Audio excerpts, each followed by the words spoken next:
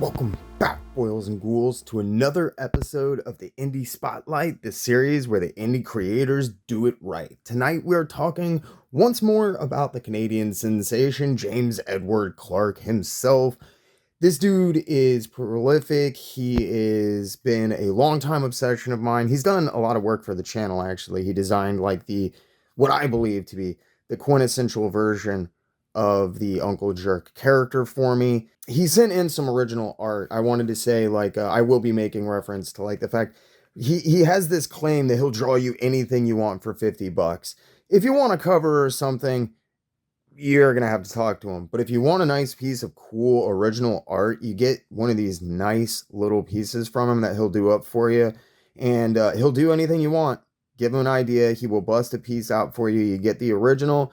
And he also digitally colors it, and he'll send you that file, and you're free to use that file for whatever you want. I made shirts. It's one of the things that really helped get the channel going, and has just been an ongoing source of some really cool imagery for the channel. I'm really excited. I always love talking about James's stuff.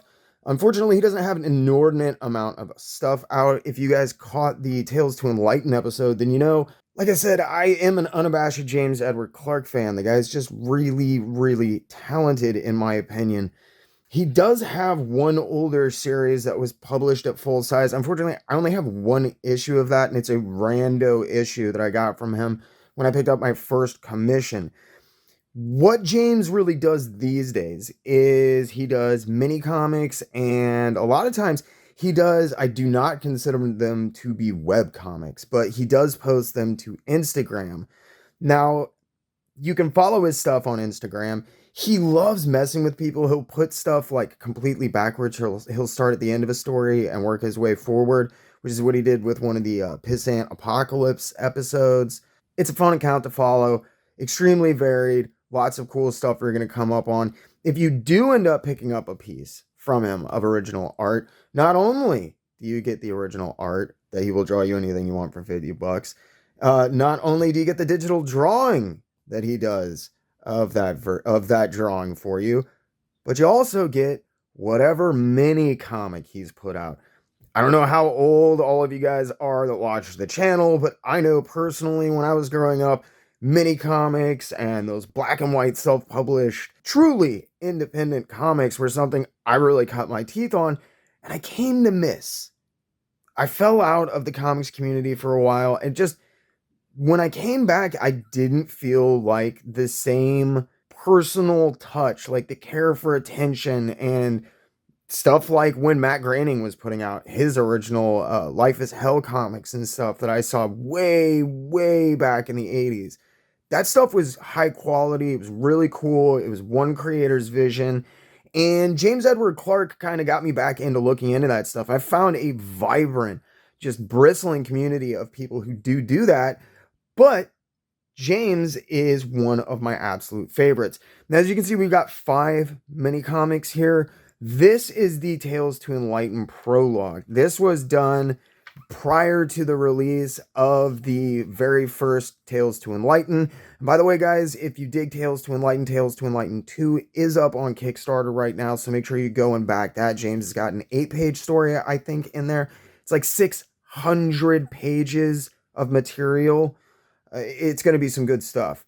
This is the oldest piece that I have from him as far as a mini comic. You can see these are all single-page designs. They're not broken up into panels. They tell a narrative story that led into the Tales to Enlighten.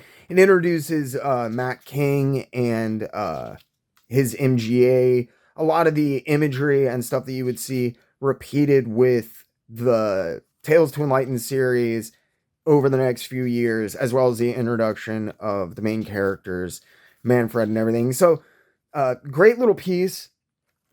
Very cool. Getting to be a little bit rarer, I guess, actually. I think most of those sold out with the original version of Tales to Enlighten. Last time I saw, they were going for like 15 bucks. Now, you can't get that from James. That's out of print. I don't even think you can...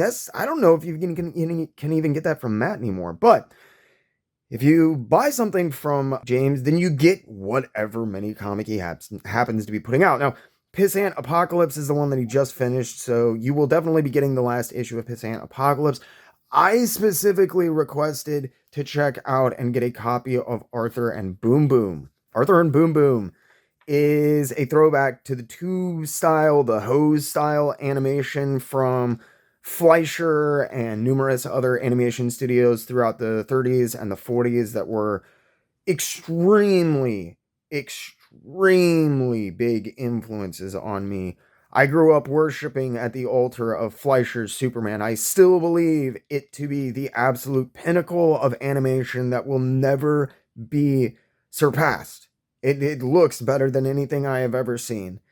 It was only rivaled in quality by Batman the Animated Series. And it's not often that I see people pay homage or go back to that work without losing a lot of the flavor, trying to go extremely over the top and be real edgy and just lose everything that works about that series. After Cuphead came around, we saw a really big explosion in this rubber hose style again. And I've seen a lot of really just shallow work that uses it. I was extremely excited when James announced that he was going to be working on this book. It took me a long time to get my hands on this one, and I was not disappointed. The thing that works probably best about this book is each panel, you can tell, is laid out to be shown basically on like a phone screen, I believe. You can see this is basically in the shape of a phone, sideways, but still the same. And he uses those to compose a page that could have gotten hanky if James Edward Clark didn't know what he was doing. But James is he's just super talented. He has a third sense about a lot of this kind of stuff. And I really love the way this book works. There are even some nice bigger panels. Like you can tell this is like a 4-panel grid that would have been split up into or at least 2, split in half. And then you lose some of the bottoms.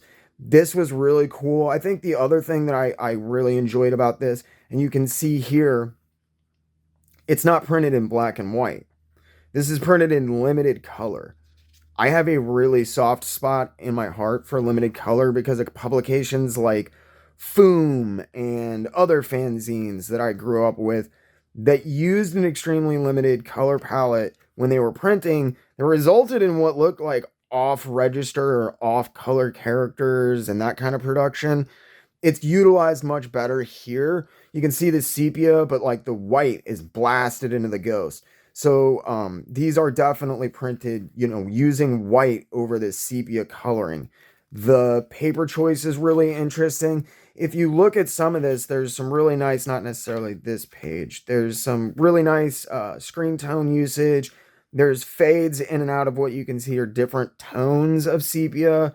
Really nice. The hard blacks, like the spot blacks, pop really heavily in this one as a result. This is a great panel example of what I'm talking about. And I think this might visually be the most color varied piece inside of all of the panels. You can see the pure black and white. If this had one of the white ghosts in it, it would be basically everything. You can see the 2 tones of brown, this sepia, and the design work for this is absolutely stellar. Also, as I said, I really like this establishing shot of the village. Arthur and Boom Boom is a ridiculously fun ride. It's got a little write-up at the very end here that talks about, bringing this stuff to life.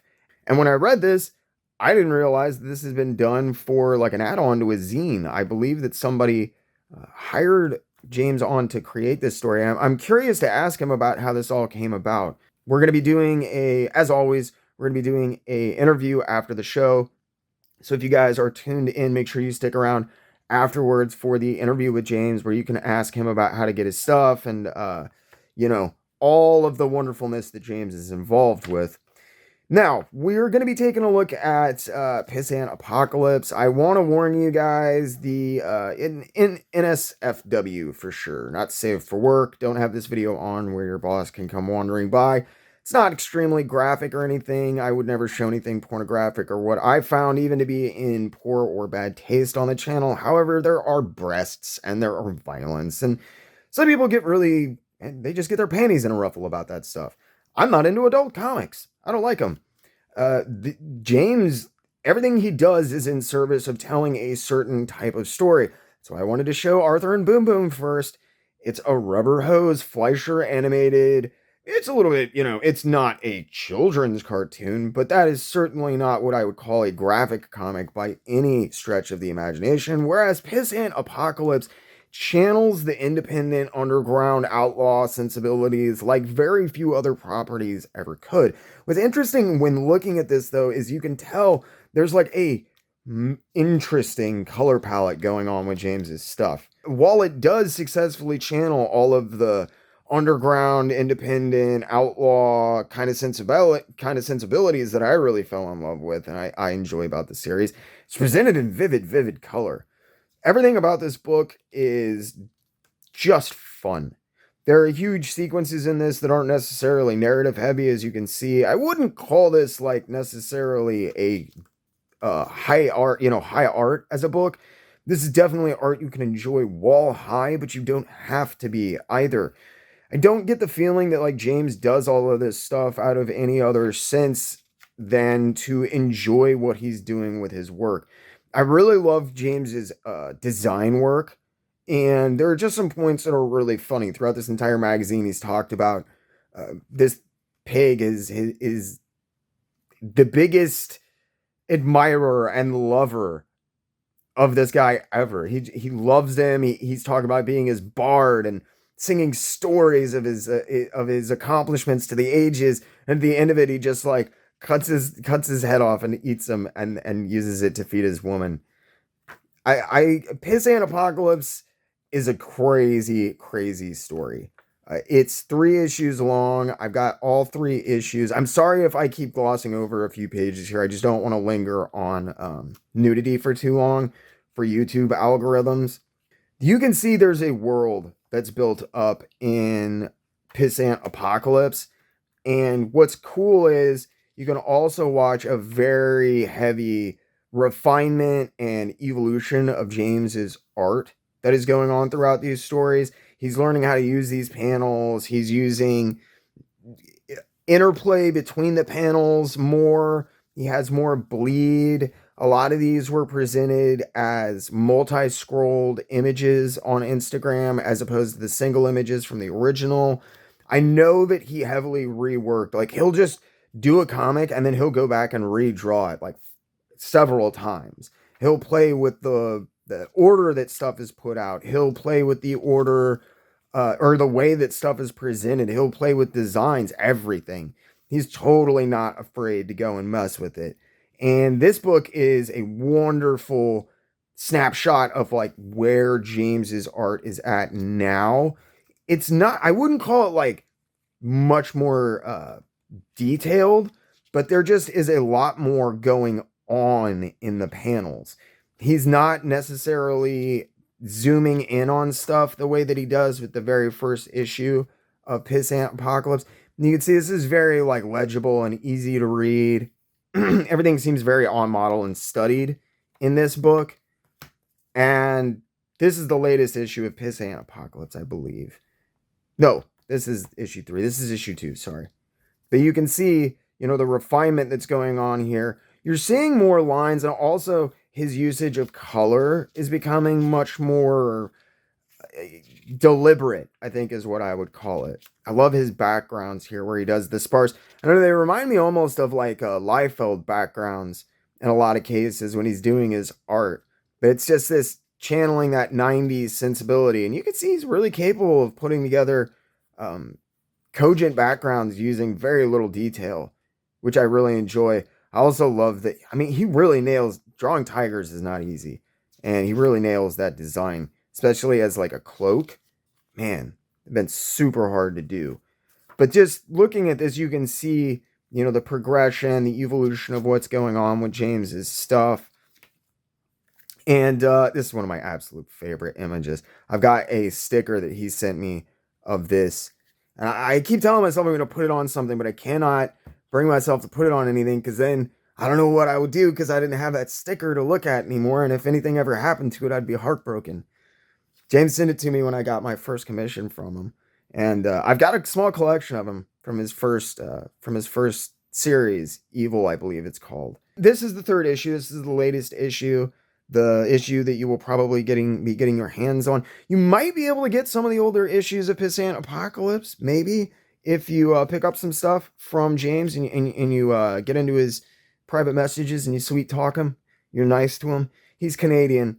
They're suckers for that kind of stuff, guys. You treat them like human beings, and it's crazy. You know, they reciprocate with kindness. It's a pleasant change.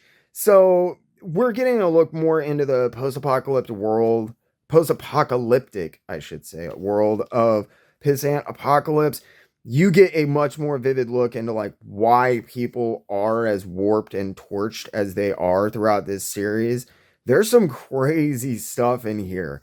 I also love when he does his, because I don't think I've ever seen him actually do a panel with DeLuca effect, but he'll use that repetitive kind of Silver Age, like repeated image, but not characters inside of a panel. Very interesting. I'm always intrigued looking at the way James lays stuff out. Also, really, really nice callback. I love the gesturing that he does.